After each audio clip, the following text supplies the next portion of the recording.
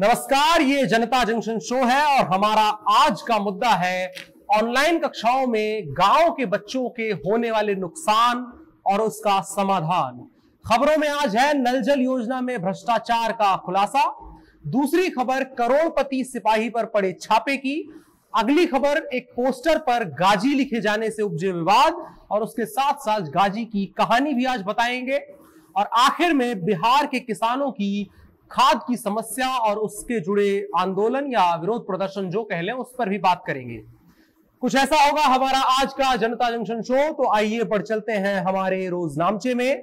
मेरा नाम अनुराग मिश्रा है और आप जनता जंक्शन देख रहे हैं। सबसे पहले मुद्दे पर बात करते हैं। लॉकडाउन लगने के अपने तमाम नफे नुकसान हुए हैं और इस बात से इनकार नहीं किया जा सकता है कि लॉकडाउन लगाना उस समय की जरूरत थी और जब से लॉकडाउन लगा है तब से एक मुद्दा या यूं कहें एक सबसे जरूरी मुद्दा जिस पर लगातार रिपोर्टें आ रही हैं, जिस पर लगातार बातें की जा रही हैं, वो ये है कि ऑनलाइन एजुकेशन और उसकी एक्सेसिबिलिटी कितनी है आम जनता खास करके गांव की जनता के बीच में। भारत में जहां लगभग 80 करोड़ लोग गरीबी रेखा के नीचे जीवन यापन करते हैं, वहां सरल भाषा में समझे तो उनकी कमाई इतनी कम है कि वो 2 वक्त की रोटी भी सीधे तौर पर अपने लिए नहीं खरीद सकते हैं और उनके बच्चे सरकारी स्कूलों या जिन भी उपलब्ध संसाधनों के जरिए पढ़ने की कोशिश करते हैं और अपने आप को उस गरीबी से निकालने की कोशिश करते रहते हैं। उनके लिए यह लॉकडाउन एक श्राप बनकर सामने आया। लॉकडाउन में वर्क फ्रॉम होम और पढ़ाई भी फ्रॉम होम ही हो गई। अधिकतर जगहों पर अभी भी स्कूल नहीं खुल रहे हैं, कुछ जगहों पर सशर्त स्कूल खुल रहे हैं और उनको मोबाइल या लैपटॉप पर ही पढ़ाई करनी पड़ रही है। कुछ प्रतिशत जनसंख्या है जिनके पास संसाधन है और वो इस वजह से पूरी तरह से पढ़ाई लिखाई कर पा रहे हैं, लेकिन देश की एक बहुत बड़ी आबादी या क्यों कहें अधिकतर आबादी के पास ये संसाधन नहीं है। इंटरनेट उनके पास सुचारू रूप से उपलब्ध नहीं है। मोबाइल फोन या तो घर में नहीं है या तो महज एक ही है और पढ़ने वाले लोगों की संख्या 1 से ज्यादा है। ऐसे में कोई भी सही से ना ही पढ़ पा रहा है ना ही संसाधनों का उपयोग कर पा रहा है। अब उसी को लेकर के एक समाज सेवी और अर्थशास्त्री हैं जियाद रेज, इन्होंने एक रिसर्च करी है। स्कूल नाम की इस रिसर्च, जिसका पूरा मतलब है स्कूल चिल्ड्रन ऑनलाइन और ऑफलाइन लर्निंग, जिस नाम से रिसर्च आई है, इसके मुताबिक भारत के गांवों में महज 8% बच्चे ही ऑनलाइन पढ़ाई करके सीख पा रहे हैं। इन्होंने इस रिपोर्ट को तैयार करने के लिए पूरे भारत के 15 राज्यों में तकरीबन 1400 बच्चों पर यह रिसर्च किया है। ये बच्चे गांव, पिछड़े इलाकों और आदिवासी समुदायों से थे। इस रिपोर्ट में यह बात सामने आई है कि 36% ग्रामीण बच्चों के पास फोन नहीं है, 9% ग्रामीण बच्चों के पास अच्छा इंटरनेट नहीं है और 6% बच्चों के पास डेटा खरीदने के पैसे नहीं है। और सबसे चौंकानी वाली बात जो सामने आई है वो ये है कि ग्रामीण क्षेत्रों में 45% स्कूली बच्चों को स्कूल स्टडी मटेरियल ही नहीं भेज रहे हैं।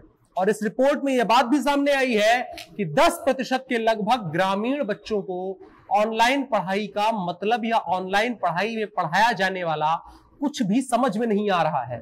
ड्रेस बताते हैं कि ग्रामीण क्षेत्रों में ऐसे बहुत कम घर हैं जिनमें कोई पढ़ा लिखा है और वो बच्चों को पढ़ा सकता है। लगभग 50% बच्चों की पढ़ाई पूरी तरह से छूट चुकी है और इसका यह नतीजा है कि जिन बच्चों ने पहले स्कूल में कुछ सीखा भी था वो अब सब कुछ भूल गए हैं। बच्चों की पढ़ने और लिखने की क्षमता में भारी गिरावट आई है। ग्रामीण क्षेत्रों में तीसरी कक्षा के बच्चे क, ख, ग और ABC तक नहीं लिख पा रहे हैं। हालांकि कोरोना के खतरे से निपटने के लिए लॉकडाउन एक अच्छा विकल्प है निसंदेह, लेकिन शिक्षा को लेकर के भी सोचने की जरूरत है, वरना इससे 1-2 साल ही बेकार नहीं होंगे बल्कि एक पूरी पीढ़ी पढ़ाई लिखाई और सीखने सिखाने के इस क्रम से काफी पीछे रह जाएगी, जिसका नुकसान आने वाले समय में पूरे देश को और जो विकास की रफ्तार बढ़ाने की बात की जा रही है उस पर भी देखने को मिलेगा। यह जाहिर सी बात है। अगर बच्चे मौलिक शिक्षा नहीं प्राप्त किए रहेंगे तो बड़ी कक्षाओं में भी उनको लिखने पढ़ने में और भविष्य में काम करने में काफी दिक्कतें होंगी। इस रिपोर्ट में द्रेस ने सुझाव दिया है कि स्कूलों को ऐसे में थोड़ा सा ज्यादा एफर्ट लगाना चाहिए और बच्चों को छोटे छोटे ग्रुप में बुलाकर पढ़ाया जा सकता है या उनको पार्क या खुली जगहों पर बुलाकर पढ़ाया जा सकता है, तो हालात कुछ बेहतर हो सकते हैं। और इसी सर्वे में लगभग 90% से ज्यादा लोगों का मानना है कि स्कूल में जाकर पढ़ना लिखना सबसे सही तरीका होता है, जो कि जाहिर है। लेकिन अभी तमाम समस्याओं के चलते यह मुमकिन नहीं है। ऐसे में जरूरी हो जाता है कि सरकार और स्कूल प्रशासन मिलकर इसका कोई हल निकाले, अन्यथा इसके गंभीर परिणाम आने वाले भविष्य को भुगतने पड़ सकते हैं। अब अगर सिर्फ तकलीफ पर बात करेंगे तो काम नहीं चलेगा। लोग कहेंगे कि भाई सिर्फ समस्या पर क्यों बात करना। तो एक उदाहरण भी है, उसको देकर के आपको समझाते हैं कि किस तरह से पढ़ाई को दोबारा पटरी पर लाया जा सकता है। बंगाल के 34 वर्षीय एक स्कूल अध्यापक हैं जिनका नाम है दीप नारायण नायक। इन्होंने पश्चिम बंगाल के पश्चिमी वर्धमान जिले में जोबा अटापारा के एक आदिवासी गांव में बने घरों की दीवारों पर ब्लैक बोर्ड बनाकर बच्चों को पढ़ाना शुरू कर दिया है। दीप नारायण नहीं चाहते थे कि किसी भी छात्र की पढ़ाई का नुकसान हो और ना ही बच्चे को जो पढ़ाया गया है उसको वो भूल जाए। इसलिए दीप नारायण ने गांव में स्कूल बंद होने के बाद बच्चों को सड़कों पर पढ़ाया और आजकल वो इसी के चलते खास नाम से प्रसिद्ध है। लोग उनको रास्तर मास्टर यानी सड़क के शिक्षक के नाम से बुलाते हैं। दीपक नारायण गांव के बच्चों को हर सब्जेक्ट पढ़ाते हैं, साथ ही वो बच्चों को लैपटॉप चलाना और तमाम उपकरण चलाना भी सिखाते हैं। मैं निजी तौर पर भी एक मित्र को जानता हूं जो इसी तरह से अपने आसपास के बच्चों को पढ़ा रही हैं और उनके स्कूल की पढ़ाई के होने वाले नुकसान से उनको बचा रही हैं। ऐसे उदाहरणों से आप भी सीख ले सकते हैं और परिस्थिति का रोना ना रोते हुए उसको सही तरीके से बच्चों के हित में इस्तेमाल कर सकते हैं। आमतौर पर आपने भी देखा होगा कि बच्चों को क्लासरूम से ज्यादा बाहर बैठकर पढ़ने में मजा आता है। तो अगर आप अध्यापक हैं या आपके पास इतना सामर्थ्य है कि आप पढ़ा सकते हैं तो आपको ये कोशिश करनी चाहिए, आप ऐसा प्रयोग कर सकते हैं और आप एक पूरी पीढ़ी को बर्बाद होने से बचा सकते हैं, आप उनको बहुत पीछे रह जाने से बचा सकते हैं। खैर, आज का मुद्दा यहीं तक। अब बढ़ चलते हैं खबरों की तरफ। बिहार में गरीबों को शुद्ध जल उपलब्ध करवाने के लिए मुख्यमंत्री नीतीश कुमार ने 5 साल पहले एक बहुत बड़ी परियोजना शुरू की थी जिसका नाम था हर घर नल का जल। इस नाम की परियोजना का अब तक 95% काम कहा जा रहा है कि पूरा हो चुका है। हालांकि द इंडियन एक्सप्रेस की एक रिपोर्ट के मुताबिक इस स्कीम से राजनेताओं के करीबियों को बड़ा फायदा मिला है। 4 महीने तक की गई द इंडियन एक्सप्रेस की इन्वेस्टिगेशन के बाद पता चला है कि इस योजना के तहत भाजपा जेडीयू के विधायकों और उप मुख्यमंत्री तारकिशोर प्रसाद के रिश्तेदारों को भी बड़ा फायदा मिला है। जानकारी के मुताबिक उन्हें 53 करोड़ के ठेके इस योजना के तहत मिले हैं। इस मामले में जब तारकिशोर प्रसाद से सवाल किया गया तो उन्होंने कहा कि क्या बिजनेस करने में कुछ गलती है। दीपकरण इंफ्रास्ट्रक्चर और जीवनश्री इंफ्रास्ट्रक्चर को ठेके दिए गए हैं। इसके बारे में भी सवाल किए जाने पर उन्होंने कहा ये सभी बड़ी कंपनियां हैं, इनसे हमारा दूर दूर तक कोई नाता नहीं है। बता दें, जीवनश्री इंफ्रास्ट्रक्चर में भी तारकिशोर प्रसाद के 3 करीबी हैं जो वहां पर डायरेक्टर हैं। उप मुख्यमंत्री ने कहा कि कटिहार जिले में ही 2800 यूनिट है, इनमें से केवल 4 के ठेके उनके परिवार को मिले हैं। बिजनेस करना कोई गलत काम नहीं है, हाँ ये जरूर सुनिश्चित किया जाना चाहिए कि कोई गड़बड़ी ना होने पाए। उन्होंने कहा कि मैंने अपने बेटे से कहा है, क्योंकि इनकी बहू के नाम पर ठेका है, तो उन्होंने कहा कि मैंने अपने बेटे से कहा है कि कोई भी सरकारी काम ना करे, इससे केवल फालतू की समस्याएं पैदा होती हैं। बाकी तो देखने वाली बात होगी कि आगे कितनी गड़बड़ियां निकल करके आती हैं और नल जल योजना पर लगातार सवाल उठ रहे हैं। देखने वाली बात होगी कि क्या कार्यवाही होती है और बाकी नेताजी ने खेल तो कर ही दिया है, अब जांच कैसे होगी ये देखने वाला विषय है। विपक्ष के तेवर भी काफी हद तक इस मुद्दे में मायने रखते हैं। खैर, बढ़ चलते हैं अगली खबर की तरफ। दूसरी खबर है ये कानून के रखवालों के कानून के ही गला घोंटने की। सरकारी पद का दुरुपयोग करके करोड़ों रुपए की अवैध संपत्ति अर्जित करने के आरोप में बिहार पुलिस मेंस एसोसिएशन के प्रदेश अध्यक्ष व पटना जिला पुलिस बल में सिपाही नरेंद्र कुमार धीरज के 9 ठिकानों पर मंगलवार को आर्थिक अपराध इकाई ईओयू की टीमों ने छापेमारी की। जांच टीम को पटना, अरवल और आरा में अभी तक 9,47,66,745 रुपए से अधिक की परिसंपत्ति अर्जित किए जाने के साक्ष्य मिले हैं, जो उनकी वास्तविक आय से तकरीबन 544% ज्यादा है। सिपाही ने अपने साथ 6 भाइयों और भतीजे के नाम पर भी करोड़ों की संपत्ति अर्जित की है। ईओयू के अनुसार छापेमारी के दौरान जमीन के अनुबंधन, जीवन बीमा पॉलिसी, बैंक खातों और वाहनों की खरीद से जुड़े कई महत्वपूर्ण दस्तावेज भी बरामद हुए हैं। जिसकी जांच की जा रही है। ट्रांसपोर्ट के व्यवसाय में भी निवेश की बात सामने आई है। ऐसे में काली कमाई से अर्जित संपत्ति में और वृद्धि होने का अनुमान है।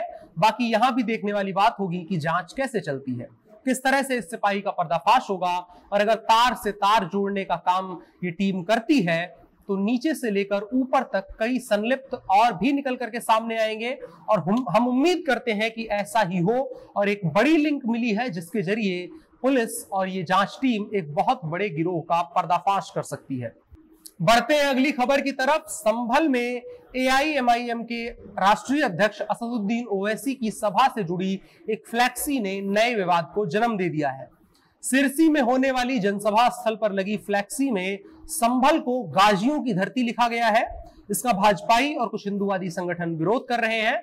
असदुद्दीन ओवैसी बुधवार की शाम कस्बा सिरसी में एक जनसभा को संबोधित करेंगे। उनकी पार्टी के पदाधिकारियों ने यहां पर एक फ्लैक्सी लगाई है जिसमें लिखा गया है कि यह धरती गाजियों की है। यह जानकारी जैसे ही भाजपा नेताओं को लगी, उन्होंने इसे धार्मिक स्थल बताते हुए संभल के इतिहास गिना दिए। पश्चिमी उत्तर प्रदेश के क्षेत्रीय उपाध्यक्ष राजेश सिंघल ने कहा, यह धरती धार्मिक थी, धार्मिक है और धार्मिक ही रहेगी। यह पृथ्वीराज चौहान की राजधानी रही है। भगवान श्री कृष्ण यहाँ पर आकर रुके थे, हरि बाबा जैसे संत यहाँ पर जन्मे हैं, और इसी धरती पर भगवान कल्कि का अवतार भी होना है। कोई भी ताकत संभल के इतिहास को नहीं बदल सकती है। जो लोग इस धरती को गाजियों की धरती बता रहे हैं वो समझ लें, उनका कोई भी मंसूबा पूरा नहीं होने पाएगा। अब गाजी मुझे सुनने में अजीब लगा तो मैंने थोड़ा सा ढूंढने की कोशिश करी, और अगर आप भी गाजी का मतलब जानना चाहें तो गाजी का मतलब समझने के लिए अगर इंटरनेट पर आप कोशिश करेंगे तो इसका मतलब निकल के आता है धर्म योद्धा। यानी कि धर्म की स्थापना के लिए जो आदमी लड़ा हो, जो आदमी धर्म के लिए लड़ा हो, उसको गाजी कहते हैं।